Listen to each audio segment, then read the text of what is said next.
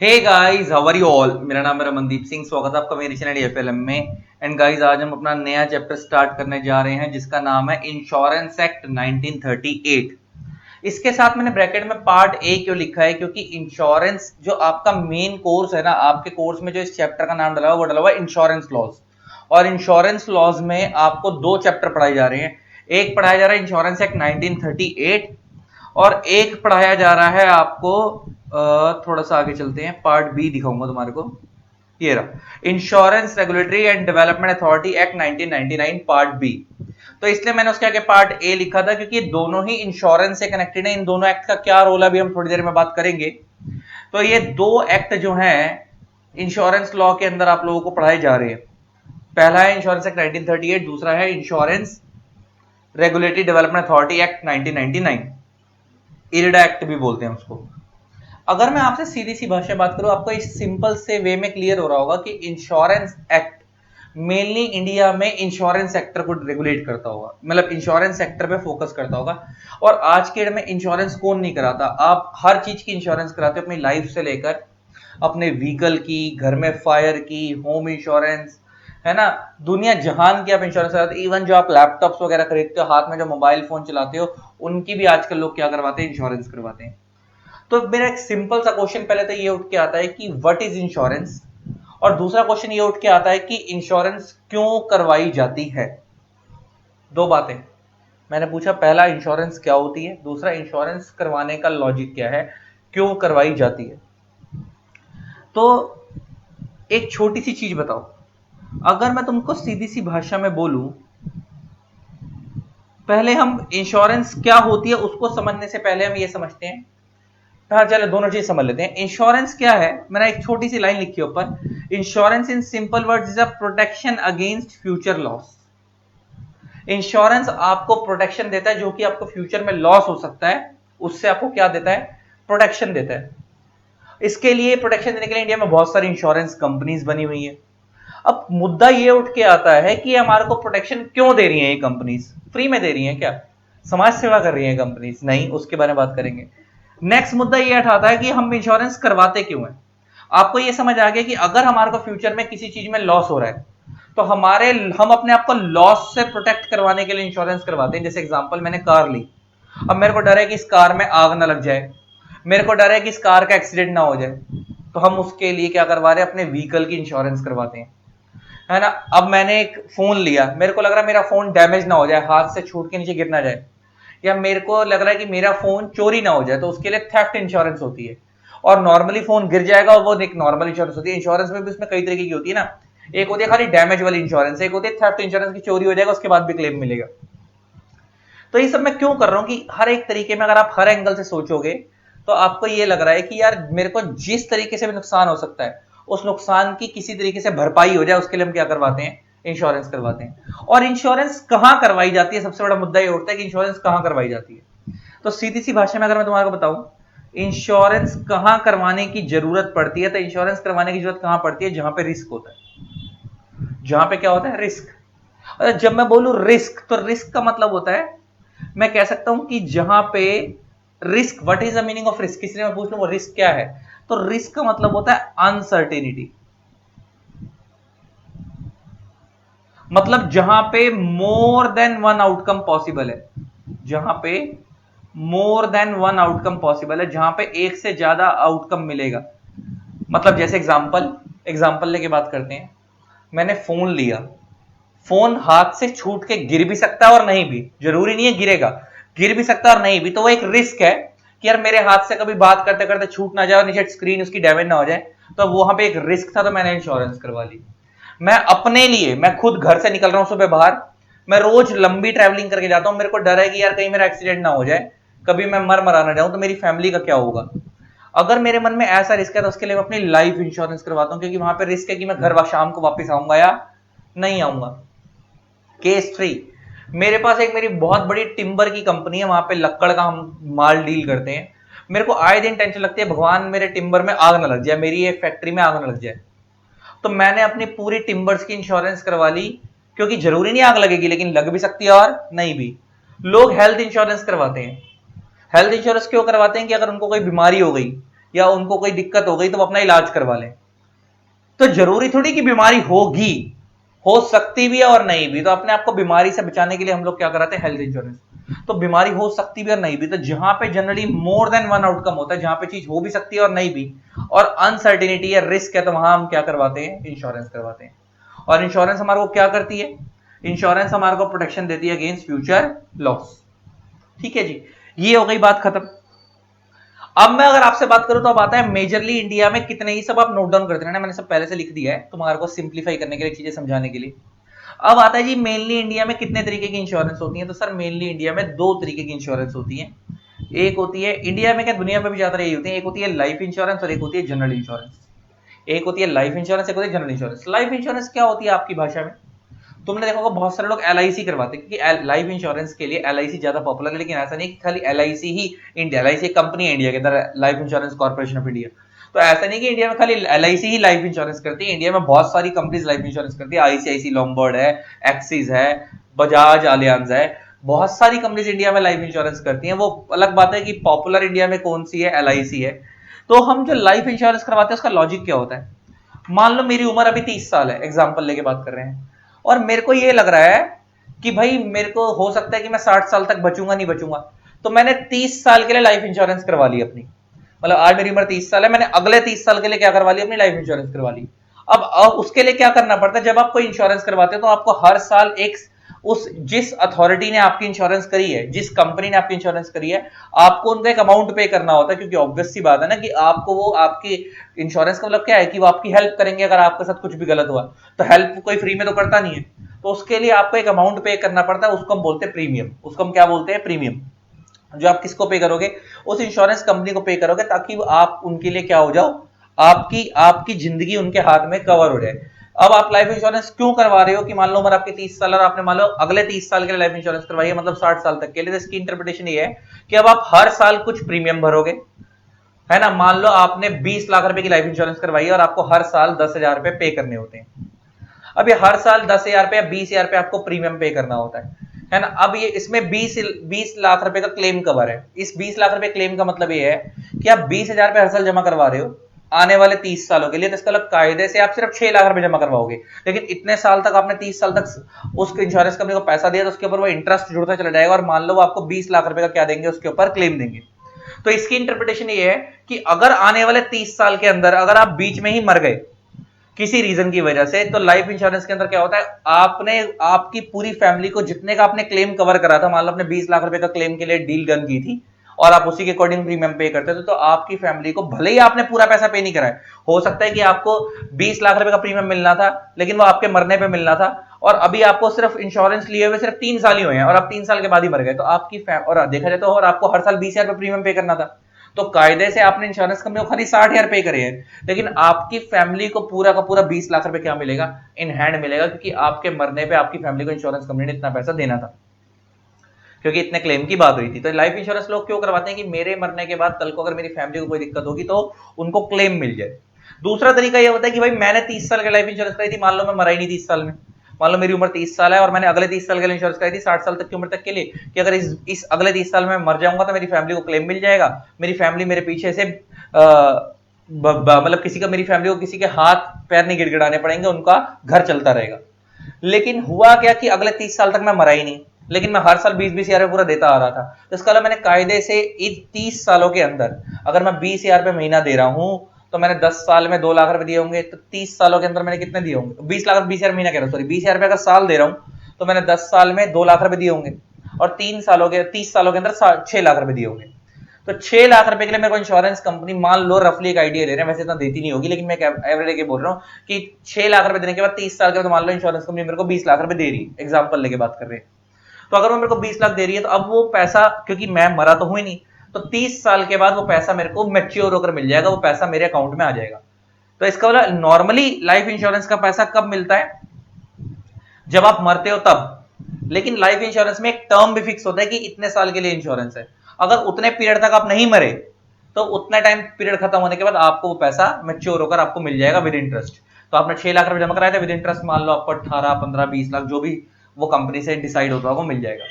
लेकिन अगर आप मीनवाइल मर गए और 20 लाख रुपए की क्लेम की बात हुई थी, तो आपकी फैमिली को मरने के टाइम पे, आपके मरने के बाद आपकी फैमिली को 20 लाख रुपए का क्लेम मिल जाएगा। तो लाइफ इंश्योरेंस में अगर उस पीरियड में आप जिंदा रहे तो आपको मिलेगा, वरना आपकी फैमिली को क्लेम मिलेगा। तो देखना in simple words, life insurance क्या होती है, can be defined as a contract. Contract किसके बीच में हो रहा है, इंश्योरेंस का, इंश्योरेंस पॉलिसी होल्डर, जो पॉलिसी करवा रहा है उसे हम इंश्योरेंस पॉलिसी होल्डर बोलते हैं, और जो कंपनी इंश्योरेंस कर रही है उसे हम इंश्योरेंस कंपनी बोलते हैं। वेयर द इंश्योरर, अच्छा दो शब्द यूज होंगे यहाँ पे, एक शब्द यूज होगा इंश्योरर और एक शब्द यूज होगा इंश्योर्ड। जो कंपनी आपकी इंश्योरेंस कर रही है उसे हम इंश्योरर बोलते हैं, और जिस बंदे की इंश्योरेंस की जाती है उसे हम इंश्योर्ड बोलते हैं। मान लो मैंने एलआईसी से अपनी इंश्योरेंस करवाई है, तो एलआईसी हो गई इंश्योरर, और मैंने इंश्योरेंस अपनी करवाई है तो मैं हो गया इंश्योर्ड। तो इंश्योरर कौन है, अ पर्सन और कंपनी हो अंडरराइट्स इंश्योरेंस रिस्क। अंडरराइट्स इंश्योरेंस रिस्क मतलब जो आपके रिस्क को अपने ऊपर ले रही है, तो वो कंपनी कौन हो गई, इंश्योरर। और जिस बंदे के लिए रिस्क कवर किया जा रहा है, जिसका रिस्क कवर किया जा रहा है, उसको हम बोलेंगे इंश्योर्ड। तो यहाँ पे एक वर्ड यूज हो रहा था, कह रहा है कि लाइफ इंश्योरेंस क्या होती है, यहाँ पे आप लिख लेना अपनी नॉलेज के लिए। जो एक कॉन्ट्रैक्ट है किसके बीच में, इंश्योरेंस कंपनी के बीच में और आपके बीच में, जहां पे इंश्योरर कौन है, वो कंपनी प्रॉमिस कर रही है आपको to pay a sum of money in exchange for a premium. बदले में आपने क्या दोगे, प्रीमियम दोगे, और वो आपको क्या देंगे, पूरा का पूरा पॉलिसी का मैच्योर अमाउंट देंगे आपको, upon the death of an insured person और after a set period. Upon the death of insured person मतलब अगर आप मर गए तो आपकी फैमिली को, और आफ्टर सेट पीरियड मतलब जैसे मैंने आपको बताया 30 साल, तो जैसे ही वो आप में आपके 30 साल के बाद आप जैसे ही आपकी डेथ मतलब सॉरी 30 साल आपके जिंदा रहे, आप 30 साल तक आपने 30 साल के लिए कराई, तो इस 30 साल में हम नहीं मरे तो आपकी पॉलिसी मैच्योर हो जाएगी और आपको उसका क्लेम मिल जाएगा, और आपको उसका क्या मिल जाएगा, क्लेम मिल जाएगा, इंश्योरेंस क्लेम आपको मिल जाएगा, क्योंकि आप हर साल प्रीमियम तो पे कर रहे थे। मगर अगर आप 30 साल के दौरान आप मर गए तो आपकी फैमिली को क्लेम मिलेगा, और अगर आप 30 साल में नहीं मरे तो सेट पीरियड के बाद, सेट पीरियड मतलब वही 30 साल, आपके घर वालों को क्लेम, आपको क्लेम मिल जाएगा। नेक्स्ट आती है जनरल इंश्योरेंस। लाइफ इंश्योरेंस के अलावा जितनी भी बची हुई इंश्योरेंस होती है वो सब जनरल इंश्योरेंस की कैटेगरी में आ जाती है। एग्जांपल लेकर बात करें, हेल्थ इंश्योरेंस। अच्छा, हेल्थ इंश्योरेंस और लाइफ इंश्योरेंस में फर्क पता है? लाइफ इंश्योरेंस में आप इसलिए इंश्योरेंस करा रहे हो कि आपको लग रहा है कि आप मर ना जाओ। हेल्थ इंश्योरेंस में आप इसलिए इंश्योरेंस कराते हो आपको लग रहा है आप बीमार ना हो जाओ, आप उसके लिए प्रीमियम दे रहे हो। मान लो आपको लगता है आपको हार्ट अटैक ना आ जाए, या अगर हार्ट अटैक आ गया तो ऑपरेशन करवाना पड़ेगा तो आप पे पैसे नहीं है, या आपको लग रहा है आपको कोई बीमारी ना हो जाए, आप उसके लिए, आप बीमारी से अपने आप को बचाने के लिए कि बाद में डॉक्टर पे ना जाना पड़े, आप अपने आप को पहले से बचाते हो, ऐसी इंश्योरेंस को हम क्या बोलते हैं, हेल्थ इंश्योरेंस। जहां पे आपको डेथ के लिए डेथ की तरह क्लेम नहीं मिलता, यहाँ पे आपको मेडिकल फैसिलिटी के लिए, मेडिकल ट्रीटमेंट के लिए क्लेम मिलता है। यहाँ पे आपको डेथ के लिए क्लेम नहीं मिलता, यहाँ पे आपको मेडिकल ट्रीटमेंट के लिए क्लेम मिलता है। बात समझ आ गई जी, मेडिकल फैसिलिटी के लिए। एंड यहां पे देखो, in simple word, insurance contract that do not come under the ambit. Ambit का मतलब होता है स्कोप, जो लाइफ इंश्योरेंस के दायरे में नहीं आ रही है, of scope of life insurance are called general insurance. जो भी लाइफ इंश्योरेंस नहीं है वो जनरल इंश्योरेंस है। Example, fire insurance. आपको लग रहा है आपके यहाँ आग ना लग जाए तो आप उसके लिए, आप आग से बचाने के लिए अगर कल को लग जाती तो आपको क्लेम चाहिए होगा, तो फायर इंश्योरेंस हो गई। मैरीन इंश्योरेंस है ना, आप डूब ना जाओ, या मैरीन से कोई माल मंगवाया आपने बाहर से, वैसी marine insurance. Motor vehicle insurance, आपको लग रहा है कि आपका व्हीकल टूट ना जाए, एक्सीडेंट ना हो जाए, उसके लिए आप क्लेम इंश्योरेंस करवा रहे हो, ऐसे को हम बोलते हैं motor vehicle insurance. Health insurance भी इसी का पार्ट होती है। तो ये सब किसका पार्ट है, इंश्योरेंस का, जनरल इंश्योरेंस का पार्ट होती है। यहाँ पे आपको क्लेम मिलता है, ये सब जनरल इंश्योरेंस है, क्योंकि लाइफ में नहीं आ रहे तो जनरल है, मतलब लाइफ के अलावा जो बाकी चीजों के लिए आप इंश्योरेंस ले रहे हो जनरली जनरल इंश्योरेंस के अंदर आती है। इसको हम नॉन लाइफ इंश्योरेंस भी बोलते हैं। आगे बढ़ते हैं, तो अब आपको गाइस ये तो समझ आ गया कि लाइफ इंश्योरेंस और जनरल इंश्योरेंस।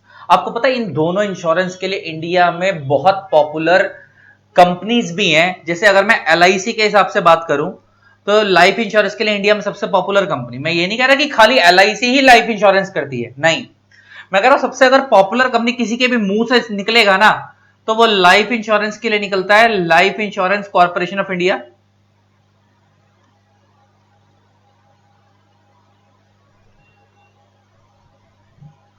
एलआईसी बोलते हैं इसको, इसको लाइफ इंश्योरेंस कॉर्पोरेशन से बना LIC of India. And general insurance के लिए भी इंडिया में एक कंपनी है बहुत पॉपुलर, और ये दोनों की दोनों क्या है,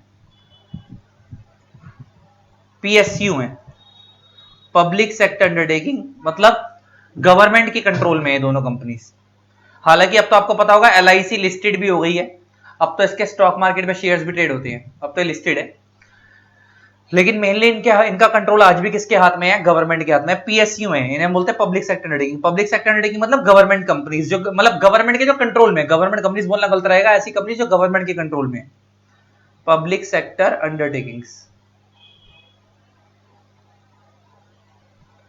और इसके लिए जनरल इंश्योरेंस के लिए, अब लाइफ इंश्योरेंस, जनरल इंश्योरेंस आपको ये तो पता क्या होती है।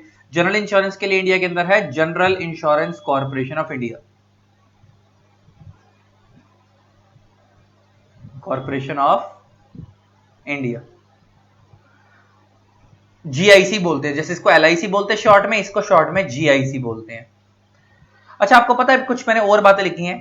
प्रायर टू 1912, 1912 से पहले इंडिया में कोई इंश्योरेंस लॉ था ही नहीं। There was no insurance law in India 1912 से पहले। एट दैट टाइम जितनी भी इंश्योरेंस कंपनीज, मतलब इंश्योरेंस कंपनीज तो इंडिया में बनती थी, लेकिन उनको रेगुलेट करने के लिए कोई स्पेसिफिक लॉ नहीं था। जैसे आज के डेट में इंडिया में जो भी इंश्योरेंस कंपनीज बनती हैं, उनको रेगुलेट करने के लिए इंडिया में इंश्योरेंस एक्ट 1938 है। लेकिन इस एक्ट के आने से पहले 1912 के टाइम, पहले भी इस एक्ट के आने से पहले भी कोई एक्ट आया था, उसके बारे में बात करूंगा। 1900 पहले 1912 के बारे में बात करें, 1912 तक तो इंडिया में कोई इंश्योरेंस लॉ था ही नहीं, और इंश्योरेंस कंपनीज तो बनती थी इंडिया में। तो कह रहा है उस टाइम पे जितनी भी इंश्योरेंस कंपनीज बनती थी, उस टाइम पे कंपनीज एक्ट 1882 होता था, उसमें बनती थी। जैसे आपको पता ना, आज की डेट में कंपनीज एक्ट 2013 है, इससे पहले कंपनीज एक्ट 1956 था, उससे पहले कंपनीज एक्ट 1913 था, उससे पहले कंपनीज एक्ट 1882 था। तो कह रहा उस टाइम पे इंडिया में इंश्योरेंस कंपनीज को रेगुलेट करने के लिए कोई स्पेसिफिक लॉ नहीं था 1912 के टाइम पे। तो उस टाइम पे जितनी भी इंश्योरेंस कंपनीज बनती थी, वो एज पर कंपनीज एक्ट 1882 बनती थी, और उनको रेगुलेट भी कैसे किया जाता था? कंपनी एक्ट के अकॉर्डिंग रेगुलेट किया जाता था। फिर कह रहा है 1912 में पहला इंश्योरेंस लॉ इंडिया में लाया गया, जिसका नाम था Indian life insurance companies act 1912। ये 1912 में लाया गया। नाम के एक्ट का? Indian life insurance companies act 1912। अच्छा, ये एलआईसी का लॉ नहीं है, एलआईसी तो इंडिया में बहुत बाद में आई है। एलआईसी तो इंडिया में आई है 1956 के अंदर, और एलआईसी का इंडिया में खुद का एक्ट है अलग से, LI life insurance corporation act 1956। तो इसका एलआईसी का इसका दूर दूर तक कोई नाता नहीं है, इसको एलआईसी से मत जोड़ लेना। मतलब इंडिया में 1912 से पहले इंश्योरेंस को लेकर कोई स्पेसिफिक लॉ था ही नहीं। उस टाइम में जो इंश्योरेंस कंपनीज तो इंडिया में थी, लेकिन उनको रेगुलेट करने के लिए कोई लॉ नहीं था।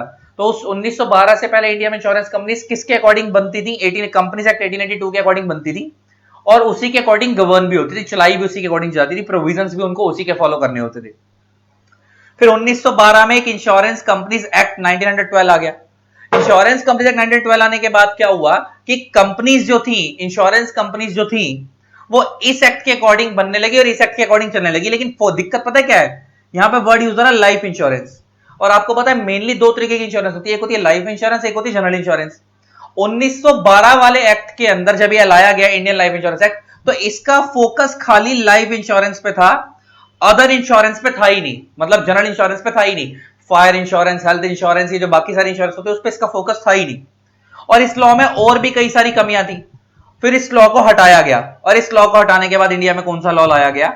इंश्योरेंस एक्ट 1938 लाया गया। हालांकि, और आज तक इंडिया में यही चल रहा है। हालांकि एक चीज नॉलेज के लिए बता दूं, जो इंडिया में इंश्योरेंस कंपनी बनती है, जब आप इंश्योरेंस एक्ट पढ़ोगे तो आपको समझ आएगा, जो इंडिया में इंश्योरेंस कंपनी इनकॉर्पोरेट होती है, वो इनकॉर्पोरेट तो आज की डेट के अंदर एज पर कंपनीज एक्ट 2013 होगी।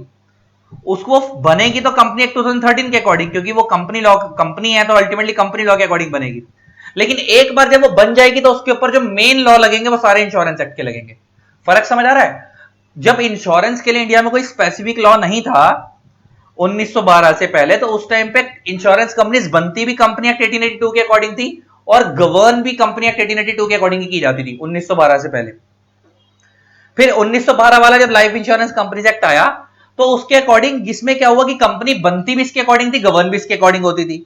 लेकिन फिर बाद में एक एक्ट लाया गया इंश्योरेंस एक्ट 1938, तो कंपनी अब बनती इसके अकॉर्डिंग नहीं है। कंपनी बनेगी तो आज भी कंपनी एक्ट के अकॉर्डिंग, लेकिन बनेगी, बनने के बाद जो चलेगी, गवर्न होगी, वो इंश्योरेंस एक्ट 1938 के अकॉर्डिंग गवर्न होगी। तो मतलब इंश्योरेंस कंपनी से रिलेटेड जो प्रोविजंस दिए हुए हैं स्पेसिफिक, उसको चलाना कैसे है, वो इंश्योरेंस एक्ट में दिया, लेकिन वो बनेगी कैसे? एज पर कंपनी एक्ट 2013 ही बनेगी। ठीक है, एक तो ये बात हो गई। नेक्स्ट एक चीज समझने वाली है, लेकिन मैंने तो बताया कि उस वाले एक्ट में तो 1912 वाले लॉ में तो सिर्फ लाइफ इंश्योरेंस का जिक्र था, तो वो उस एक्ट को बाद में हटाया गया, और अब आज के में एक इंश्योरेंस एक्ट 1938 है, और वो life insurance as well as non life insurance दोनों में कवर डील करता है। ये वाला जो लॉ है इंश्योरेंस एक्ट 1938, ये तो life insurance plus general insurance, दोनों में डील करता है, दोनों में ही डील करता है, कोई दिक्कत वाली बात ही नहीं है। बस इसके प्रोविजंस इसमें, लेकिन इंश्योरेंस कंपनी बनेगी कैसे, एज पर कंपनी एक्ट, वो आगे पढ़वाऊंगा तुम्हारे को लिखा हुआ, लेकिन चलेगी कैसे।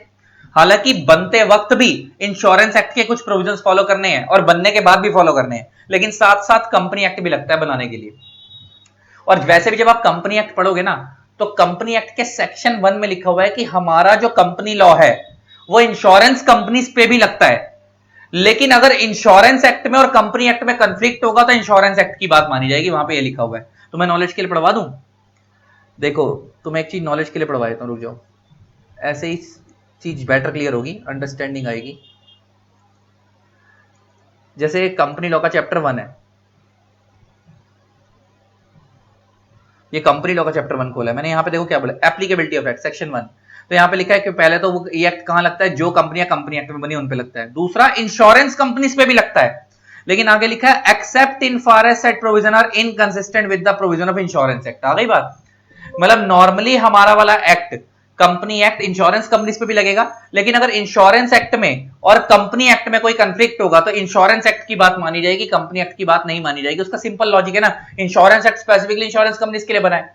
अगर इस एक्ट का कोई भी प्रोविजन कंपनी एक्ट से अगेंस्ट जाता है तो इंश्योरेंस एक्ट की बात माननी है इंश्योरेंस कंपनीज के लिए। तो ले देखे कंपनी एक्ट आज भी लगता है इंश्योरेंस कंपनीज पे, पहले भी लगता था, बस पहले फर्क क्या था, पहले जो इंडिया में इंश्योरेंस कंपनीज बनती थी कंपनी एक्ट 1882 के टाइम पे, वो बनती भी इंश्योरेंस कंपनी एक्ट के अकॉर्डिंग थी इंश्योरेंस कंपनीज, और गवर्न भी उसी से होती थी। लेकिन आज की जो कंपनीज है इंश्योरेंस कंपनी जो इंडिया में बन रही है, वो बनती तो कंपनी एक्ट के अकॉर्डिंग है, लेकिन मेनली जो गवर्न होती है वो इंश्योरेंस एक्ट के अकॉर्डिंग गवर्न होती है। एक तो ये बात हो गई। और इसके अंदर, और अब वाले इंश्योरेंस एक्ट 1938 के अंदर life insurance plus general insurance दोनों के प्रोविजंस दिए हुए हैं। और अब वो नीचे मैं तुम्हें बता रहा हूं कि यहाँ पे मैंने एक चीज नोट और डाली है, तुम सारी चीजों में जनरल चीजें मैंने यहाँ पे लिखी हो, तुम अपनी चाहो तो अपनी नोटबुक में नोट डाउन कर सकते हो। अब नीचे बता रहा है कि life insurance corporation act India 1956, India में एलआईसी जो बनी थी वो 1956 में आई थी, क्योंकि उसका एलआईसी एक्ट आया था। आपको पता है एलआईसी इंडिया में आने से पहले एलआईसी के लिए स्पेशल एक्ट पास करवाया गया था, एलआईसी एक्ट, और वो कब आई थी 1956 में, और ये एक्ट आया था। लेकिन एलआईसी कब बनी थी उस एक्ट के अकॉर्डिंग, 1 सितंबर को, 1 सितंबर 1956, मतलब एक्ट आया था 19 जून 1956 को एलआईसी एक्ट, और एलआईसी कब बनी थी इंडिया में, 1 सितंबर 1956। फिर नेक्स्ट एक कंपनी है general insurance corporation of India, ये कब बनी थी इस एक्ट के अंदर, ये बनी थी, ये इस एक्ट में कह रहा हूं सॉरी, इसके लिए भी जनरल इंश्योरेंस के लिए भी इंडिया में अलग से एक कंपनी बनाई गई, अलग से एक्ट बनाया गया, general insurance corporation of India act. और जनरल इंश्योरेंस इंडिया में कब आई थी, 1972 के अंदर आई थी, और ये भी क्या है, पीएसयू, और ये भी क्या है, पीएसयू, पब्लिक सेक्टर अंडरटेकिंग है। तो जनरल इंश्योरेंस के लिए इंडिया में जो कंपनी लाई गई वो 1972 में लाई गई पहले, और एलआईसी जो इंडिया में लाई गई वो 1956 में लाई गई। मतलब ये स्पेसिफिकली ये लाइफ इंश्योरेंस पे फोकस करती थी और ये स्पेसिफिकली जनरल इंश्योरेंस पे फोकस करती थी। वो अलग बात है कि आज के डेट में एलआईसी वालों के जनरल इंश्योरेंस वाले प्लान भी आ रहे हैं। आज के डेट में एलआईसी खाली लाइफ इंश्योरेंस में डील नहीं करती, उसका नाम जरूर है लाइफ इंश्योरेंस है, लेकिन अगर आप एलआईसी की और भी पॉलिसीज लेना चाहो, हेल्थ पॉलिसी, हेल्थ क्लेम वाली, मेडिकल फैसिलिटी वाली, एक्सीडेंटल वाली, तो एलआईसी वो भी करवाते हैं, उनके अलग अलग यूनिट्स बनी हुई है, लेकिन मेडिकल वाली भी आती है। तो लेकिन आज के डेट में हेल्थ इंश्योरेंस भी आती है एलआईसी की, लाइफ इंश्योरेंस के अलावा। तो आज के डेट में एलआईसी खाली लाइफ इंश्योरेंस में डील नहीं करती, जनरल इंश्योरेंस में भी डील करती है, लेकिन इसका नाम एलआईसी क्यों पड़ा, क्योंकि इनिशियली खाली लाइफ इंश्योरेंस सेक्टर के लिए बनी थी, और जनरल इंश्योरेंस इनिशियली खाली किसके लिए बनी, जनरल इंश्योरेंस के लिए। ये तो इंडिया में वो दो मेन कंपनियां हैं जो पीएसयू की फॉर्म में है, जो आज भी चल रही हैं। लेकिन आज के डेट में इंडिया में बहुत सारी, ये तो पब्लिक सेक्टर अंडरटेकिंग हुई, मतलब सरकारी कंपनियां हो गई। आज के डेट में इंडिया में बहुत सारी प्राइवेट कंपनियां हैं, एग्जांपल रिलायंस वालों की खुद की इंश्योरेंस है, आईसीआईसीआई वालों की खुद की इंश्योरेंस है, टाटा वालों की खुद की इंश्योरेंस है, बजाज अलियांस है। आज की डेट में सारी की सारी कंपनियां life insurance plus general insurance provide करती हैं। अच्छा, ये सब उस टाइम पे क्यों नहीं थी, उसका लॉजिक बताऊं। जब इनिशियल डेज के अंदर जब इंश्योरेंस का कंसेप्ट इंडिया में आया, तो उस टाइम पे जब इनिशियल डेज में इंश्योरेंस का कंसेप्ट इंडिया में आया, eight that time insurance sector को प्राइवेटाइज नहीं किया था। Eight that time insurance sector को प्राइवेटाइज नहीं किया था, इसीलिए इंडिया में एलआईसी ज्यादा पॉपुलर है, प्राइवेटाइज नहीं किया था। उस टाइम पे इंश्योरेंस को यह माना जाता था कि ये नॉर्मल बिजनेस नहीं है, ये एक सीरियस बिजनेस है, यहां पे लोगों का पैसा ना डूब जाए, लोग इतना इतना प्रीमियम देते हैं। तो उस टाइम पे इंश्योरेंस कंपनीज के अंदर प्राइवेट सेक्टर, इंश्योरेंस सेक्टर के अंदर प्राइवेट सेक्टर कंपनीज को आना अलाउड नहीं था, इसीलिए एलआईसी और जीआईसी ज्यादा पॉपुलर थी, लोग उन्हीं से इंश्योरेंस करवाते थे। जब वो 1991 के अंदर जब न्यू इकोनॉमिक पॉलिसी आई, जब 1991 के अंदर जब न्यू इकोनॉमिक पॉलिसी आई, और न्यू इकोनॉमिक पॉलिसी आने के बाद जब आपको पता होगा लिबरलाइजेशन, प्राइवेटाइजेशन, ग्लोबलाइजेशन हुआ, लिबरलाइजेशन, प्राइवेटाइजेशन एंड जब ग्लोबलाइजेशन हुआ 1991 के अंदर, तो उसके बाद इंश्योरेंस सेक्टर के अंदर प्राइवेट सेक्टर कंपनीज को भी आना अलाउ कर दिया गया। फिर उसके बाद ये बड़े बड़े प्लेयर आ गए इंश्योरेंस सेक्टर के अंदर, रिलायंस, आईसीआईसीआई, टाटा, बजाज अलियांस, और फिर कैनरा बैंक की इंश्योरेंस, बहुत सारी दुनिया जहान के इंश्योरेंस आ गई। अब तो कैनरा तो वैसे सरकारी है। तो मतलब उस टाइम पे मेनली दो पॉपुलर होने का रीजन क्या है, क्योंकि उस टाइम पे सरकार अपने कंट्रोल में रखना चाहती है इंश्योरेंस के धंधे को, इसलिए उस टाइम पे जितनी भी इंश्योरेंस कंपनी थी सब पीएसयू थी, गवर्नमेंट के कंट्रोल में थी, पब्लिक सेक्टर अंडरटेकिंग थी। 1991 के बाद जब वो प्राइवेटाइज किया गया इंश्योरेंस सेक्टर को, तो उसके बाद प्राइवेट सेक्टर कंपनीज भी आकर इसके अंदर इन्वॉल्व हो गई, और फिर प्राइवेट सेक्टर की कंपनीज ने भी इंश्योरेंस करना शुरू कर दी। आगे बढ़ते हैं, ये तो मैंने बैकग्राउंड के बारे में बात करी, और आगे बढ़ते हैं इसके अंदर क्या समझने वाली चीज है। अब और आगे बढ़ते हैं गाइज, आपको जैसे पता होगा हर इंडिया में सेक्टर के लिए ना रेगुलेटरी बॉडीज हैं इंडिया के अंदर, अलग अलग सेक्टर के लिए अलग अलग। जैसे आपको पता होगा इंडिया में जो स्टॉक मार्केट वाला सेक्टर है, इसको हम कैपिटल मार्केट भी बोलते हैं। इस सेक्टर को जो रेगुलेट करने के लिए इंडिया में जो रेगुलेटरी बॉडी है वो है SEBI, security exchange board of India. ये क्या है? रेगुलेटरी बॉडी है। तो इंडिया में ना अलग अलग सेक्टर को रेगुलेट करने के लिए अलग अलग रेगुलेटरी बॉडी क्या करती है, एक तो उस सेक्टर को रेगुलेट करने के लिए टाइम टू टाइम बड़ी सारी रेगुलेशंस इशू करती हैं कि किस तरीके से वो सेक्टर रेगुलेट होगा।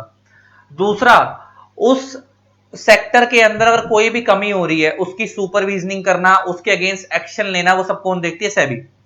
तो अगर स्टॉक मार्केट वाले सेक्टर में कोई भी बंदा गलत काम करता है या किसी के तो कुछ भी गलत होता है, वो अपनी कंप्लेंट किसके पास लेकर जा सकता है? सेबी के पास। सिमिलरली उस तरीके से अगर मैं तुम्हारे से बात करूं तो इंडिया में टेलीकॉम सेक्टर के लिए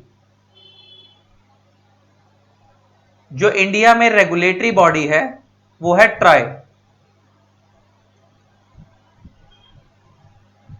वो रेगुलेटरी बॉडी है, वो कौन सी है? Try, telecom regulatory authority of India. इसकी फुल फॉर्म है telecom regulatory authority of India. Telecom sector में कुछ भी गलत होता है तो उनके अगेंस्ट एक्शन कौन लेती है? ट्राई लेती है ना। अगर आपको कोई भी टेलीकॉम सर्विस प्रोवाइडर जैसे जियो हो गया, एयरटेल हो गया, अगर आपके साथ कुछ भी गलत करते हैं या किसी भी कस्टमर के साथ तो पब्लिक एज अ होल गलत करते हैं तो उनके अगेंस्ट एक्शन कौन लेगी? ट्राई। सिमिलरली इंडिया में इंश्योरेंस सेक्टर के लिए जो रेगुलेटरी बॉडी है, क्योंकि हम इंश्योरेंस का लॉ पढ़ रहे हैं, तो उसके लिए जो इंडिया में रेगुलेटरी बॉडी है उसका नाम है IRDA, insurance regulatory development authority.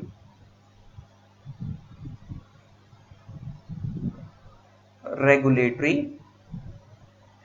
Development authority, इसको हम शॉर्ट में बोलते हैं इरडा। इंश्योरेंस से रिलेटेड जितनी भी रेगुलेशंस होती हैं वो ये इशू करती है।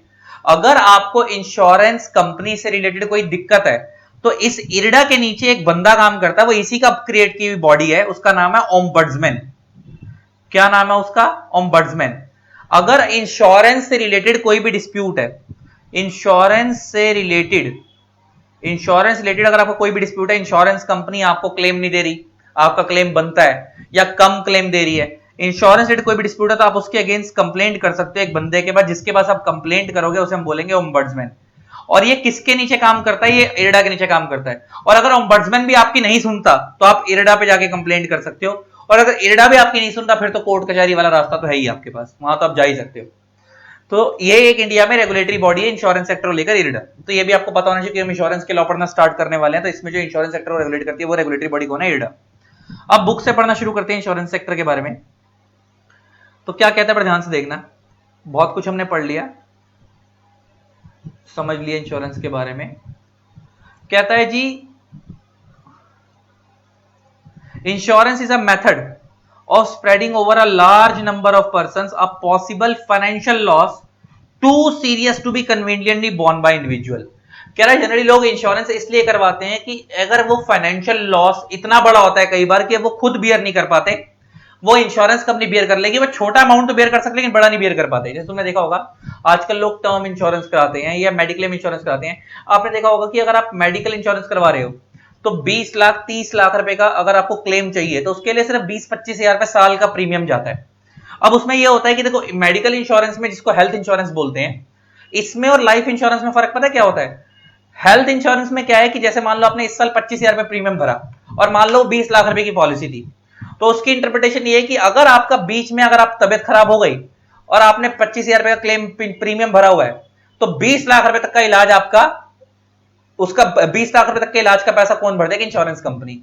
लेकिन अगर मान लो आप उस साल बीमार नहीं हुए तो आपका वो 25,000 रुपए 20,000 रुपए जो भी आपने प्रीमियम भरा था वो लैप्स हो जाएगा, आपको रिटर्न नहीं मिलेगा। लेकिन ऑन द अदर हैंड अगर मैं एलआईसी की बात करूं, लाइफ इंश्योरेंस वाले जो एलआईसी होती है वो तो लाइफ के लिए होती है पूरी, तो उसमें तो दो चीजें होती हैं। अगर आप मर गए तो आपकी फैमिली को क्लेम मिलेगा, आप नहीं मरे तो 30 साल के बाद आपने जितना पैसा जमा करा है विद इंटरेस्ट आपको वापस मिल जाएगा। और मान लो 20 साल के लिए 30 साल के लिए जितने साल के लिए आपने लाइफ इंश्योरेंस करवाई थी, अगर उतने पीरियड में आप मर गए तो उसका क्लेम आपकी फैमिली को मिल जाएगा। अगर आप नहीं मरे तो उतने पीरियड के बाद जितने साल आपने प्रीमियम भरा है विद इंटरेस्ट आपको आपका पैसा वापस मिल जाएगा।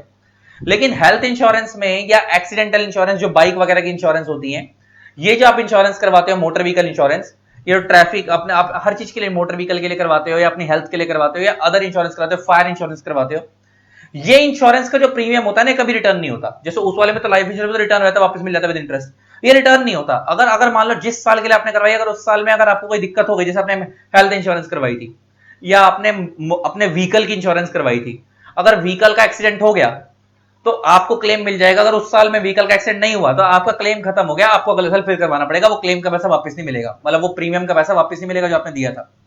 सेम ऐसे ही जब आप हेल्थ इंश्योरेंस करवाते हो तो आप जो प्रीमियम का पैसा देते हो, अगर उस साल अगर आपकी हेल्थ में कोई दिक्कत हुई और आपको इलाज करवाना पड़ गया तो आपको क्लेम मिल जाएगा। लेकिन अगर किसी रीजन की वजह से आपकी हेल्थ खराब नहीं हुई तो आपको आपका प्रीमियम का पैसा वापस नहीं मिलेगा, वो खत्म हो गया, अगले साल आपको अगेन हेल्थ इंश्योरेंस करवानी पड़ेगी एनुअल बेसिस पे। इसका मतलब हेल्थ इंश्योरेंस जो जनरल इंश्योरेंस वाली कैटेगरी होती है, इसमें प्रीमियम रिटर्न नहीं होता जनरली।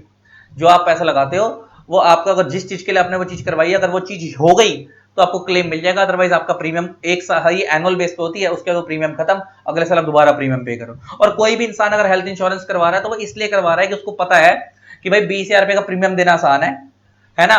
20 लाख रुपए का एकदम से अगर कोई बीमारी लग गई तो 1 लाख रुपए का, अगर एक बार में 20 लाख रुपए का कोई ऑपरेशन वगैरह करवाना पड़ गया तो वो शायद वो खुद ना करवा पाए, तो इसलिए प्रीमियम देना बेटर है। तुम्हें देखो बहुत सारे लोग इंडिया में ऐसे होते हैं जिनको आज भी लोग अपनी हेल्थ इंश्योरेंस नहीं करवाते, जिसकी वजह से वो मर जाते हैं, क्योंकि उनके पास खुद पे इतना पैसा होता नहीं कि वो इलाज करवा पाए, इंश्योरेंस उनकी होती नहीं। लेकिन बहुत सारे लोग ऑन द अदर हैंड ऐसे होते हैं जिनके पास खुद पैसे, इतना पैसा नहीं है लाखों रुपए में, लेकिन वो हर साल अपनी हेल्थ इंश्योरेंस करवाते हैं, थोड़ा सा पैसा निकाल लेते हैं और फिर अगर लोगों को दिक्कत होती है तो उनको ट्रीटमेंट मिल जाता है इंश्योरेंस के पैसे से। क्योंकि इंडिया में ना बहुत सारे लोगों की मेंटालिटी डिफरेंट है। बहुत सारे लोग ये सोचते हैं जब बीमारी होगी तब की तब देखी जाएगी, अननेसेसरी हर साल 15-20 हजार रुपए दो क्यों इंश्योरेंस कंपनी को, हम बीमार तो होते नहीं। बहुत सारे लोगों का इंडिया में लॉजिक होता है हम बीमार तो होते नहीं, हम हेल्थ इंश्योरेंस क्यों करवाएं। ये तुम लोगों के मुझे सुनना, हमारी गाड़ी ठुकती तो है नहीं, हम व्हीकल इंश्योरेंस क्यों करवाएं, हमारा एक्सीडेंट तो होता नहीं। साला ये बीमारी या एक्सीडेंट किसी को पूछ के थोड़ी आता है, कभी भी हो जाता है। अगर हो गया और तुम्हारे पास पैसे नहीं हुआ, तुमने इंश्योरेंस नहीं करवाई तो क्लेम तुम्हें मिलेगा नहीं, तुम्हारे पास पैसे आने, फिर मरोगे सीधा ऊपर ही पहुंचोगे भगवान के पास, है ना। क्योंकि इंडिया में लोग और कोई भी इंसान, इंश्योरेंस कंपनी भी जानती है कि अगर किसी इंसान ने हेल्थ इंश्योरेंस करवाई है, अच्छा कईयों के मुंह से तुम सुनोगे साला इंडिया में लोग ऐसे भी बोलते हैं, मान लो किसी बंदे ने 20,000 रुपए की हेल्थ इंश्योरेंस करवाई थी, उसमें 20 लाख का प्रीमियम मिलना था, वो तो तब मिलेगा ना अगर आप बीमार हो गए, वरना तो नहीं मिलेगा, वरना 20,000 लैप्स हो जाएंगे। जब वो पूरा साल खत्म हो जाता है 20,000 रुपए लैप्स हो जाते, तो कुछ लोग बंदे मैंने ये भी बोलते देखे हैं, यार हमने पिछले साल 20,000 रुपए का प्रीमियम भरा था हेल्थ इंश्योरेंस का, साला कोई बीमारी तो लगी नहीं, वो 20,000 रुपए बर्बाद हो गए। मतलब वो चाह रहा है कि मेरे को बीमारी लगे ताकि मैं इंश्योरेंस कंपनी का पैसा यूज कर सकूं। शुक्र मनाओ ना कि आप मेंटली फ्री हो जाते हो। इंश्योरेंस लेने का मतलब ये होता है कि आप मेंटली फ्री हो गए कि कल को अगर हमारे साथ कोई दुविधा होगी और हमारे पास इमीडिएटली फंड्स नहीं हुए तो इंश्योरेंस कंपनी हमारे बिहाफ पे भर देगी, हमारे को अपनी जेब से नहीं भरना पड़ेगा, छोटा मोटा अमाउंट देके हमारी सिरदर्दियां खत्म हो जाती है, तो बेटर इंश्योरेंस करवा ले। तो यही कह रहे हैं कि जनरली बंदा अपने फाइनेंशियल लॉस को बचाने के लिए क्या करता है, इंश्योरेंस करवा लेता है। क्योंकि नॉर्मली अगर वो इंश्योरेंस नहीं करवाएगा तो अमाउंट कई बार इतना सीरियस होता है, इतना बड़ा होता है कि वो खुद बियर नहीं कर पाएगा। Therefore, the fundamental function of insurance is to shift the loss suffered by a sole individual to a willing and capable professional risk bearer in consideration of a comparatively small contribution called the premium। आ गई बात, कह रहे एक बंदा खुद इतना बड़ा risk नहीं ले पाता, एक बंदा खुद इतना बड़ा लॉस बियर नहीं कर पाता, तो वो अपने रिस्क को शिफ्ट कर देता है किसके ऊपर, इंश्योरेंस कंपनी के ऊपर। और वो इंश्योरेंस कंपनी आपका रिस्क अपने ऊपर क्यों ले रही है? बदले में वो आपसे क्या चार्ज करेगी? प्रीमियम चार्ज करेगी। क्या चार्ज करेगी? प्रीमियम चार्ज करेगी, राइट। आगे बढ़ो, क्या बोलता है? कहता है insurance thus reduces the fears of future risk to the individual insured and by capital formation it helps the growth of the industry. Accelerate, accelerate का मतलब होता है increase production, and lubricate, lubricate का मतलब होता है इजी, स्मूथ, स्मूथ करना किसी चीज को। द मशीनरी, मशीनरी का मतलब होता है प्रोसीजर। अच्छा एक बात बताओ, जब इंडिया में लोग ज्यादा से ज्यादा इंश्योरेंस करवाएंगे तो क्या इंडिया में इंश्योरेंस सेक्टर भी ग्रो होगा? क्या इंडिया में और इंश्योरेंस कंपनीज बनेंगी?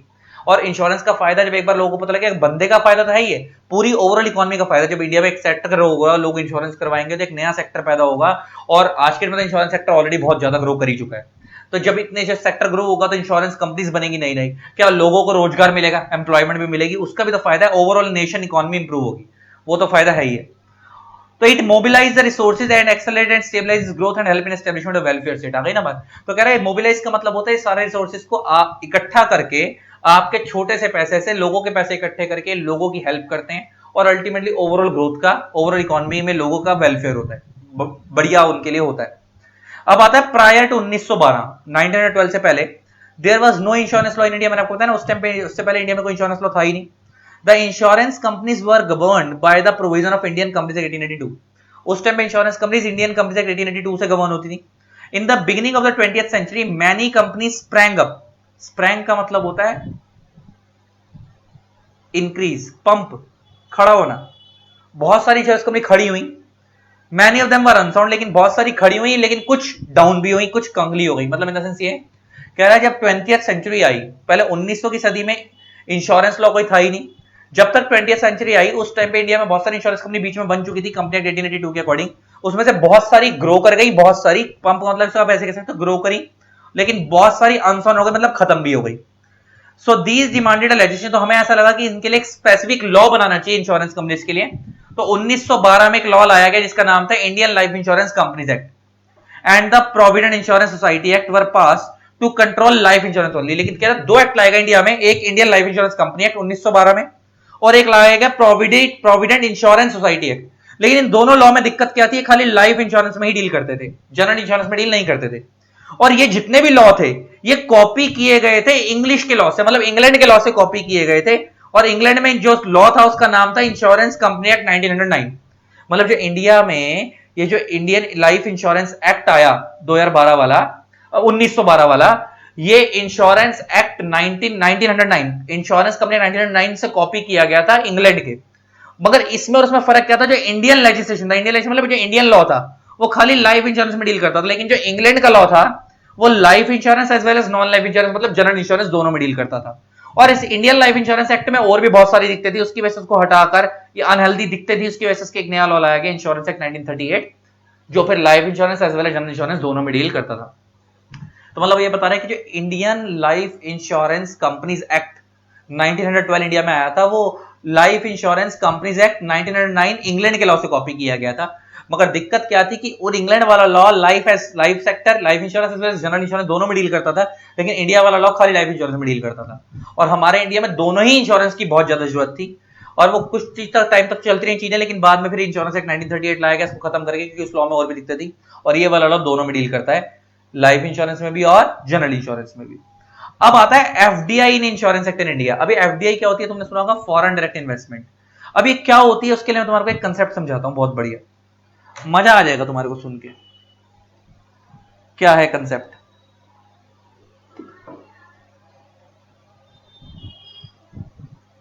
अब हम पढ़ते हैं guys FDI in insurance sector. FDI को समझने से पहले ना मैं तुम्हारे को एक चीज क्लियर कर देता हूं।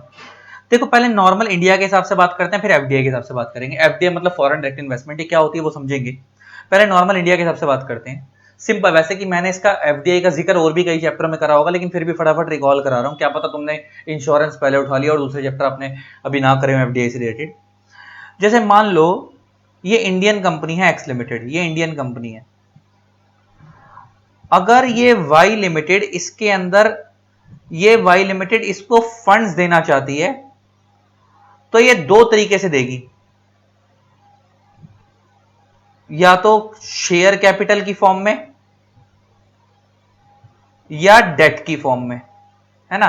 या तो ये कंपनी इसको लोन देगी, है ना, और या फिर ये कंपनी इसके शेयर्स में इन्वेस्ट करेगी। दो ही तरीके से इस कंपनी पे फंड्स आएंगे ना, राइट।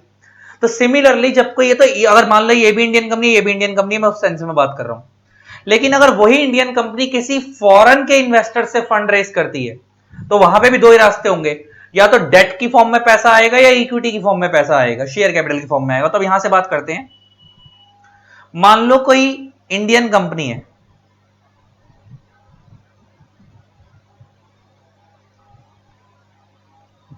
एक्स लिमिटेड, कोई इंडियन कंपनी है एक्स लिमिटेड मान लेते हैं। इस इंडियन कंपनी के अंदर मान लो किसी ए लिमिटेड ने, जो कि यूएसए की कंपनी है, अगर वो इसमें इन्वेस्टमेंट करना चाहती है तो वो दो तरीके से करेगी, या तो डेट की फॉर्म में या इक्विटी की फॉर्म में। अच्छा, जब वो इक्विटी की फॉर्म में इन्वेस्ट करेगी तो उसमें भी दो तरीके होंगे, या तो लॉन्ग टर्म इन्वेस्टमेंट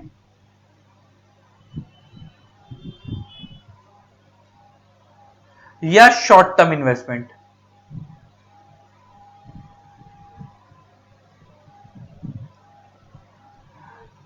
तो अगर कोई बाहर की कंपनी इंडियन इंश्योरेंस कंपनी में, या कोई बाहर की कंपनी या कोई बाहर का इन्वेस्टर, कोई इंडिविजुअल भी हो सकता है, मैंने तो यहां पे कंपनी लिखी है, कोई इंडिविजुअल भी हो सकता है, कोई मिस्टर ए भी हो सकता है, अगर वो इंडियन कंपनी में इन्वेस्ट करता है इक्विटी की फॉर्म में, अगर वो शॉर्ट टर्म इन्वेस्टमेंट करता है, मतलब थोड़े टाइम के लिए, जैसे ही प्रॉफिट होगा शॉर्ट टर्म इन्वेस्टमेंट करता है, तो उसको हम बोलते हैं पोर्टफोलियो इन्वेस्टमेंट, कि जैसे ही प्रॉफिट होगा वो बेच देगा। ऐसी इन्वेस्टमेंट को हम क्या बोलते हैं? Portfolio investment. यहां पे शॉर्ट टर्म इन्वेस्टमेंट करने का मेन ऑब्जेक्टिव प्रॉफिट अर्न करना होता है। क्या होता है? प्रॉफिट अर्न करना। और नेक्स्ट आता है लॉन्ग टर्म इन्वेस्टमेंट। अगर कोई बाहर का इन्वेस्टर इंडियन कंपनी में लॉन्ग टर्म के लिए इन्वेस्ट कर रहा है तो उसको हम बोलते हैं foreign direct investment, FDI. Equity के अंदर फॉरेन डायरेक्ट इन्वेस्टमेंट, इसी को हम बोलते हैं फॉरेन डायरेक्ट इन्वेस्टमेंट, मतलब एफडीआई। एफडीआई। और इसका जो मेन ऑब्जेक्टिव होता है वो उस कंपनी पे कंट्रोल पाना होता है। इसका जो मेन ऑब्जेक्टिव होता है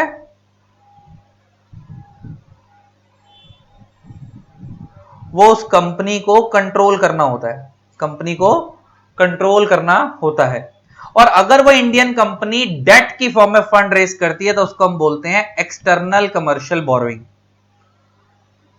एक्सटर्नल कमर्शियल बोरोइंग, ईसीबी। तो जैसे इंडियन कंपनी अगर इंडियन इन्वेस्टर से ही पैसा लेती है तो वो दो फॉर्म में लेगी, या तो डेट की फॉर्म में या शेयर की फॉर्म में। मतलब डेट की फॉर्म में मतलब वो उसको अपने डिबेंचर इशू कर देगी, बदले में उनसे फंड रेज कर लेगी इंडियन कंपनी, या दूसरा वो अपने शेयर्स इशू कर देगी, बदले में फंड रेज कर लेगी। तो सेम ऐसे ही इंडियन कंपनी अगर बाहर के इन्वेस्टर से फंड रेज करती है तो दो ही तरीके से करेगी, या तो डेट की फॉर्म में या शेयर्स की फॉर्म में। अगर डेट इशू करके, मतलब अगर उनको डिबेंचर्स वगैरह इशू करके उनसे फंड रेज करेगी तो उसे हम ईसीबी बोलेंगे, एक्सटर्नल कमर्शियल बोरिंग। और अगर उनको शेयर्स इशू करके बदले में उनसे फंड रेज करेगी तो शेयर्स में देखना पड़ेगा कि वो बाहर वाले इन्वेस्टर्स ने उस कंपनी के अंदर शेयर्स में जो इन्वेस्टमेंट करी है वो लॉन्ग टर्म के लिए करी है, शॉर्ट टर्म के लिए करी है। अगर लॉन्ग टर्म के लिए करी तो उसका मतलब उसका मेन ऑब्जेक्टिव उस कंपनी पे कंट्रोल पाना है। जैसे बेस्ट एग्जांपल लेके बात करें, तुम्हारे मेरे ऐसा बंदा जब रिलायंस के अंदर इन्वेस्ट करेगा तो शॉर्ट टर्म पर्पस के लिए करेगा। हमारा मेन ऑब्जेक्टिव रिलायंस को कंट्रोल करना नहीं है, हमारे को तो जैसे ही शेयर का प्राइस बढ़ेगा हम बेच के निकल लेंगे। लेकिन मुकेश अंबानी ने जो रिलायंस के अंदर इन्वेस्टमेंट कर रखी है वो लॉन्ग टर्म पर्पस के लिए कर रखी है। उनका मेन ऑब्जेक्टिव रिलायंस के शेयर बढ़ने घटने से नहीं है, उनको रिलायंस को कंट्रोल करना उनका मेन एम है। तो अगर कोई बंदा बाहर से इंडिया में इन्वेस्टमेंट करता है और उसको मेन एम उस कंपनी को कंट्रोल करना है तो ऐसी इन्वेस्टमेंट को हम लॉन्ग टर्म इन्वेस्टमेंट बोलते हैं, उसे हम एफडीआई बोलते हैं, क्योंकि आपका मेन ऑब्जेक्टिव कंट्रोल करना है। अगर वो इक्विटी शेयर्स में इन्वेस्ट करे लेकिन शॉर्ट टर्म पर्पस के लिए, जब उसका मेन एम खाली प्रॉफिट अर्न करना है, जैसे शेयर का प्राइस बढ़ेगा बेच के निकल लेगा, तो उसे हम पोर्टफोलियो इन्वेस्टमेंट बोलते हैं। तो समझ आ गई जी? बाहर का इन्वेस्टर सबसे पहले बात खत्म करो। इसके अलावा बाहर से इन्वेस्टमेंट इंडिया में दो फॉर्म में आएगी, तो डेट की फॉर्म में, इक्विटी की फॉर्म में, जैसे इंडिया में होती है कि अगर इंडियन कंपनी इंडियन लोगों से इन्वेस्टमेंट लेगी, फंड रेज करेगी, दो ही तरीके से करेगी, या तो डेट की फॉर्म में, इक्विटी की फॉर्म में। तो सेम इंडियन कंपनी अगर बाहर के इन्वेस्टर से फंड रेज करेगी तो भी दो ही तरीके से करेगी, डेट की या इक्विटी की फॉर्म में। अगर डेट की फॉर्म में करेंगे तो उसे ईसीबी बोलेंगे, और अगर इक्विटी की फॉर्म में करेगी फंड रेज इंडियन कंपनी बाहर के इन्वेस्टर से, तो फिर उसमें देखना पड़ेगा वो लॉन्ग टर्म के लिए इन्वेस्टमेंट है, शॉर्ट टर्म के लिए। लॉन्ग टर्म के लिए तो एफडीआई कहलाएगा, क्योंकि वहां पे जो बंदा लॉन्ग टर्म इन्वेस्टमेंट करता है उसका मेन एम उस कंपनी को कंट्रोल करना होता है, और जो बंदा शॉर्ट टर्म के लिए इन्वेस्टमेंट करता है वो पोर्टफोलियो इन्वेस्टमेंट कहलाएगी, क्योंकि उसका मेन एम प्रॉफिट अर्न करना होता है। अब जब कोई बाहर का बंदा इंडिया में एफडीआई करता है, तो इंडिया में एफडीआई आने के दो रूट होते हैं, दो रूट होते हैं। एक होता है अप्रूवल रूट, एक होता है ऑटोमेटिक रूट। एक होता है अप्रूवल रूट, एक होता है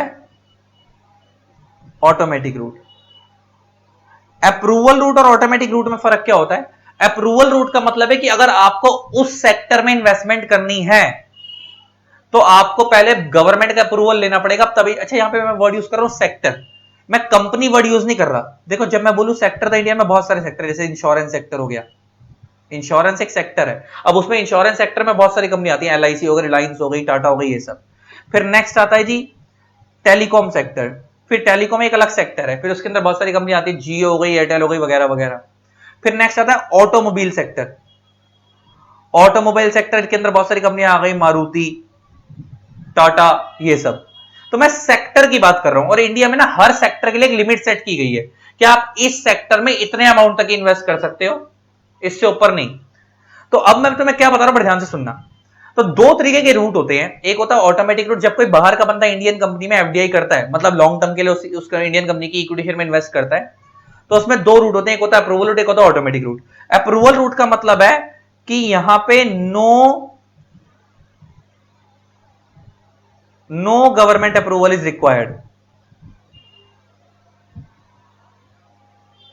रिक्वायर्ड, बिफोर मेकिंग एफडीआई। यहां पे गवर्नमेंट का कोई भी अप्रूवल नहीं चाहिए एफडीआई करने से पहले, लेकिन यहां पे government approval is required,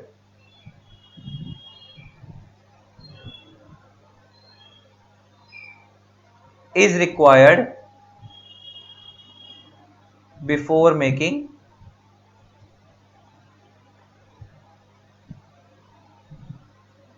FDI. मतलब आप उस सेक्टर में इन्वेस्ट तो कर सकते हो, लेकिन गवर्नमेंट का अप्रूवल लेने के बाद। तो ऐसे सेक्टर को हम बोलेंगे अप्रूवल रूट, ऐसे रूट को हम बोलेंगे अप्रूवल रूट। कि अगर आप एफडीआई करना चाहते हो उस सेक्टर के अंदर, उस सेक्टर की किसी कंपनी के अंदर, तो आपको पहले गवर्नमेंट का अप्रूवल लेना पड़ेगा।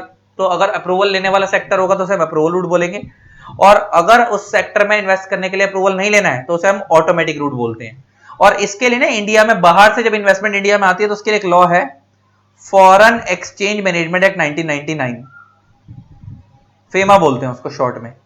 ये वाला लॉ लगता है जब भी इंडिया से पैसा, देखो जब बाहर से पैसा इंडिया में आएगा या इंडिया से पैसा बाहर जाएगा, तो उसके लिए इंडिया में एक लॉ फॉलो करना पड़ता है आपको, फॉरेन एक्सचेंज मैनेजमेंट एक्ट 1999, इसको हम शॉर्ट में फेमा बोलते हैं। प्लस इसी लॉ के अंदर एक पॉलिसी बताई हुई है जिसको हम बोलते हैं एफडीआई पॉलिसी, और उसी पॉलिसी से ये चीजें गवर्न होती हैं। तो इसका अलावा हमने समझा कि पहली बात हमने समझा कि भाई बाहर से इन्वेस्टमेंट इंडिया में दो तरीके से आएगी, तो डेट के रूट से, इक्विटी के रूट से। अगर डेट के रूट से कोई बाहर का इन्वेस्टर इंडियन कंपनी में इन्वेस्ट करेगा तो हम ईसीबी बोलेंगे। अगर कोई बाहर का इन्वेस्टर इंडियन कंपनी में इक्विटी की फॉर्म में इन्वेस्ट करेगा तो हमें देखना पड़ेगा वो लॉन्ग टर्म है, शॉर्ट टर्म है। अगर वो लॉन्ग टर्म इन्वेस्टमेंट करेगा तो एफडीआई कहलाएगी, शॉर्ट टर्म करेगा तो पोर्टफोलियो इन्वेस्टमेंट कहलाएगी। फिर मैंने बताया एफडीआई इंडिया में दो रूट से आती है, या तो अप्रूवल रूट से, ऑटोमेटिक रूट से। अप्रूवल रूट का मतलब है कि जब बाहर का इन्वेस्टर उस इंडियन कंपनी में इन्वेस्ट करेगा, तो जिस कंपनी में इन्वेस्ट कर रहा है अगर वो किसी ऐसे सेक्टर से बिलोंग करती है जहां पे गवर्नमेंट ने बोला आपकी फ्रीली इन्वेस्ट कर लो, तो इसका मतलब वो ऑटोमेटिक रूट है। तो वहां पे आपको इन्वेस्टमेंट करने से पहले गवर्नमेंट का अप्रूवल नहीं चाहिए। लेकिन अगर वो किसी ऐसे सेक्टर से बिलोंग करती है जहां पे गवर्नमेंट ने बोला कि इन्वेस्टमेंट करने से पहले गवर्नमेंट का अप्रूवल लेना पड़ेगा, तो फिर लेना पड़ेगा, उसे हम अप्रूवल रूट बोलते हैं। जैसे अगर मैं तुम्हें आज की डेट में नॉलेज के लिए बताऊं तो पता है पहले क्या था?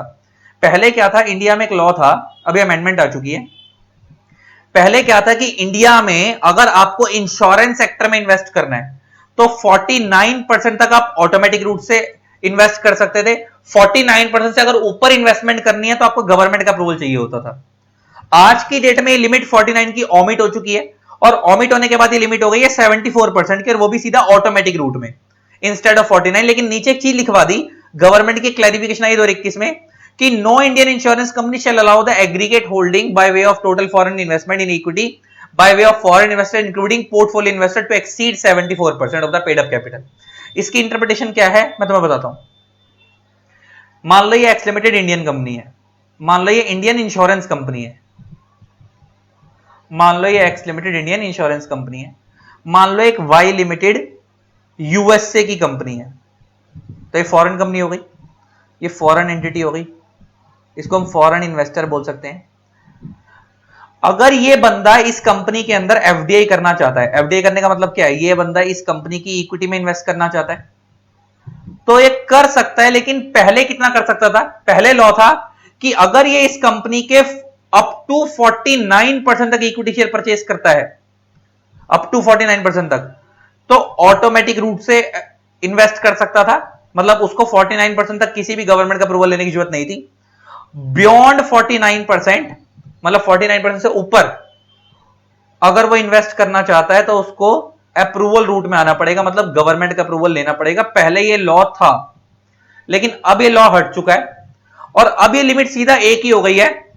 अब ये लिमिट क्या हो गई, मैं इसको कटवा देता हूं, इसको काट देता हूं, आपने लिख ली होगी यहां तक। पहले लॉ क्या था कि अगर आप इंडियन कंपनी में, इंश्योरेंस कंपनी में कोई बाहर का इन्वेस्टर इक्विटी में इन्वेस्ट करना चाहता है, एफडीआई करना चाहता है, तो 49% तक वो डायरेक्टली इन्वेस्ट कर सकता है, उसको सरकार का कोई अप्रूवल नहीं चाहिए। इन्वेस्ट करने का लॉ क्या है, वो इस इंडियन इंश्योरेंस कंपनी के शेयर खरीदना चाहता है, तो 49% तक वो डायरेक्टली खरीद सकता है, किसी सरकार का अप्रूवल नहीं चाहिए। 49% से ऊपर अगर वो इन्वेस्ट करना चाहता है उस इंडियन इंश्योरेंस कंपनी में, तो उसको गवर्नमेंट का अप्रूवल लेना पड़ेगा। लेकिन अब ये लिमिट ओमिट हो गई 2021 में, और 21 में ओमिट होने के बाद अब ये लिमिट सीधा एक ही कर दी गई है कि अगर ये कोई बाहर की एंटिटी इंडियन इंश्योरेंस कंपनी में इन्वेस्ट करना चाहती है एफडीआई की फॉर्म में, तो अप टू 74% तक कर सकती है, वो भी अंडर ऑटोमेटिक रूट, कोई सरकार का अप्रूवल नहीं चाहिए, कोई दिक्कत नहीं है। बियॉन्ड 74% अलाउड ही नहीं है, बियॉन्ड 74% अलाउड ही नहीं है, अप्रूवल रूट का तो चक्कर ही खत्म है, नॉट अलाउड, अलाउड ही नहीं है, अलाउड ही नहीं है। तो मतलब पहले और अब में फर्क समझ आया। पहले इंश्योरेंस कंपनीज के अंदर 49 तक ऑटोमेटिक रूट से इन्वेस्टमेंट हो सकती थी, 49 से ऊपर गवर्नमेंट का अप्रूवल लेके 100% तक भी जा सकते थे। अब उन्होंने 49 को ऑटोमेटिक रूट से हटाकर 74 तक ले आए हैं, लेकिन उसके बाद जो अप्रूवल रूट में जाने वाला चक्कर था वो खत्म ही कर दिया। बियॉन्ड 74 आप जा ही नहीं सकते, इंश्योरेंस कंपनी में इन्वेस्ट कर नहीं सकते बाहर का investor. Indian investor Indian insurance company में 100% इन्वेस्ट कर सकता है। मैं बार बार बोल रहा हूं, मैं इंडिया का इन्वेस्टर हूं और मैं इंडिया की इंश्योरेंस कंपनी में इन्वेस्ट करना चाहता हूं, मैं 100% इन्वेस्ट कर सकता हूं। लेकिन मैं बाहर का इन्वेस्टर हूं और मैं इंडिया की इंश्योरेंस कंपनी में इन्वेस्ट करना चाहता हूं, तो मैं खाली कहां तक इन्वेस्ट कर सकता हूं, 74% तक, वो भी ऑटोमेटिक रूट में, मतलब कोई अप्रूवल नहीं चाहिए। बियॉन्ड 74% में इन्वेस्ट ही नहीं कर सकता। मतलब क्या कि 74 तक अगर इन्वेस्टमेंट मेरी होगी तो बैलेंस 26% इन्वेस्टमेंट किसकी होगी, उस इंडियन इंश्योरेंस कंपनी में, इंडियन इन्वेस्टर्स की होगी, इंडियन इन्वेस्टर्स की होगी। तो ये अमेंडमेंट आई थी 2021 में। हालांकि ये जो 49% वाली लिमिट है ना, जो ऑमिट हो चुकी है, ये पहले 49 से पहले 26 हुआ करती थी, 26 के बाद चेंज होकर ये कितनी हुई थी, 49 हुई थी, और अब 49 से भी चेंज होकर कितनी हो गई, 74 हो गई। अब ये रही। तो अब हम पढ़ते हैं एफडीआई इन इंश्योरेंस सेक्टर में क्या बोलता है। Insurance market in India was open up for private sector in 2000। आ गई ना, मैंने बताया, मैं तुम्हारे को बताया ना, मेनली 1991 में न्यू इकोनॉमिक पॉलिसी आई, उसके बाद धीरे धीरे लिबरेशन, प्राइवेटाइजेशन, ग्लोबलाइजेशन हुआ। तो प्राइवेट सेक्टर के लोगों के लिए इंश्योरेंस कह रहा है मेनली 2000 में ओपन हुआ। ये जो बजाज, अलियांज, टाटा वाटा जो घुस गए, रिलायंस घुस गए इंश्योरेंस सेक्टर में, सब सन 2000 के बाद घुसे हैं। और कह रहा है आईआरडीए आने के बाद, क्योंकि देखो इंश्योरेंस एक्ट 1938 तो इंडिया में इंश्योरेंस एक्ट 1938 में ही आ गया था, लेकिन जो आईआरडीए, मैंने बताया ना, पूरे इंश्योरेंस के लॉस को रेगुलेट करने के लिए जो रेगुलेटरी बॉडी है उसका नाम है इरडा। और इरडा इंडिया में कब आई है, इरडा एक्ट आने के बाद। और इरडा कब आया इंडिया में, 1999 के अंदर। इरडा एक्ट कब आया, 1999 में। तो कह रहा है before opening of the sector for the private player, the industry consisted of mainly two insurance, life insurance corporation of India and general insurance corporation. कह रहा है जब तक इंडिया में प्राइवेट सेक्टर इंश्योरेंस कंपनीज नहीं थी, इससे पहले इंडिया में दो ही बड़ी कंपनीज थी, एलआईसी और जीआईसी, जिसके बारे में तुम्हारे को पहले बता दिया। कह रहा है as on March 19 2016 there are 52 insurance companies operating in India. 2016 में 52 इंश्योरेंस कंपनीज थी, of which 24 are LIC business and 28 in general insurance business. कुछ उसमें से एलआईसी में है, कुछ जनरल इंश्योरेंस में है, इंश्योरेंस बिजनेस में डील कर रही हैं, और कुछ ऐसी भी जो दोनों में डील कर रही हैं। कह रहा up to 26% FDI is permitted through automatic route, for FDI up to 49% approval of FIPB is required. अब ये लाइन तो काट ही दो, ये एफडीआई वाली लाइन तो काट ही दो, क्योंकि अब तो इसका कोई लॉजिक ही नहीं है ना। अब तो 26 और 49 वाला तो चक्कर ही खत्म हो गया। अब तो सिर्फ एक ही है, कौन सा, 74 वाला। कह रहा है in order to attract more foreign investment, government ने क्या करा था, इस लिमिट को बढ़ाकर 49% कर दिया था 26 की जगह। पहले तो मैंने बताया ना, सबसे पहले इन्वेस्टमेंट की लिमिट कितनी थी, 26, उसके बाद चेंज होकर कितनी हुई थी, 49, और अब वो चेंज होकर कितनी हो गई, 74। तो इस वाले पैराग्राफ को भी काट दो, सब तो बेकार ही हो गया ना, वो सीधा जिक्र नीचे हो ही रहा है। कह रहा है इंश्योरेंस लॉ के, इंश्योरेंस एक्ट के अंदर एक इंश्योरेंस अमेंडमेंट एक्ट आया था और उस अमेंडमेंट एक्ट के अंदर बहुत सारी चीजें ऐड की गई थी। उसी में से एक इन्वेस्टमेंट, ये एक बात ये थी अमेंडमेंट एक्ट के अंदर हाइलाइट्स में कि पहले कि बाहर का कोई इन्वेस्टर अगर इंडियन इंश्योरेंस कंपनी में एफडीआई करना चाहता है तो पहले वो लिमिट 26 की थी, चेंज होकर 49 तक कर दी थी ऑटोमेटिक रूट में, और अब मैंने नीचे लिख दिया कि वो अगेन चेंज होकर कितनी कर दी गई है, 74% तक कर दी गई है, वो भी ऑटोमेटिक रूट में। और नीचे लिखा हुआ है, नोट क्या डाला है कि no Indian insurance company shall allow the aggregate holding by way of total foreign investment in equity shares by foreign investors including portfolio investor. अब आपको पता होगा पोर्टफोलियो इन्वेस्टर कौन होते हैं, जो शॉर्ट टर्म के लिए इन्वेस्ट करते हैं, और फॉरेन इन्वेस्टर्स नॉर्मल कौन से होगा, जो लॉन्ग टर्म के लिए इन्वेस्ट कर रहे हैं, टू एक्सीड 74%। इसका मतलब वो ये कह रहा है इन सच इंडियन इंश्योरेंस कंपनी, मतलब वो कह रहा है कि पहले क्या लॉ था कि बाहर का इन्वेस्टर इंडियन इंश्योरेंस कंपनी में खाली 49% तक इन्वेस्ट कर सकता था ऑटोमेटिक रूट में, 49 से ऊपर अगर उसको इंडियन इंश्योरेंस कंपनी में इन्वेस्ट करना होता था तो अप्रूवल रूट में जाना होता था। अब वो लिमिट ऑमिट होगी, कितनी हो गई, 74। तो आज की डेट में अगर कोई फॉरेन का इन्वेस्टर है उस इंडियन इंश्योरेंस कंपनी में इन्वेस्ट करना चाहता है तो वो 74% तक इन्वेस्ट कर सकता है, वो भी सीधा ऑटोमेटिक रूट से, गवर्नमेंट का अप्रूवल चाहिए ही नहीं, और 74 से ऊपर जाना है अलाउड ही नहीं है। यहां नीचे नोट में लिखा हुआ है कि वो इंश्योरेंस कंपनी कभी भी फॉरेन इन्वेस्टर्स को 74% से ऊपर इन्वेस्ट करना अलाउ ही नहीं करेगी, है ना। 26% कंट्रोल किसके हाथ में रहेगा, इंडियंस के हाथ में रहेगा। उसका बहुत सिंपल लॉजिक है। अच्छा, क्या इंडियन इंश्योरेंस कंपनी के हाथ में 26% कंट्रोल है, 74% उनके हाथ में है? तुम खुद सोचो। आपको पता है कंपनी लॉ में दो तरीके के रेजोल्यूशन होते हैं, एक होता है ऑर्डिनरी रेजोल्यूशन, एक होता है स्पेशल रेजोल्यूशन। स्पेशल रेजोल्यूशन कितने परसेंट पे पास होता है, 75% पे।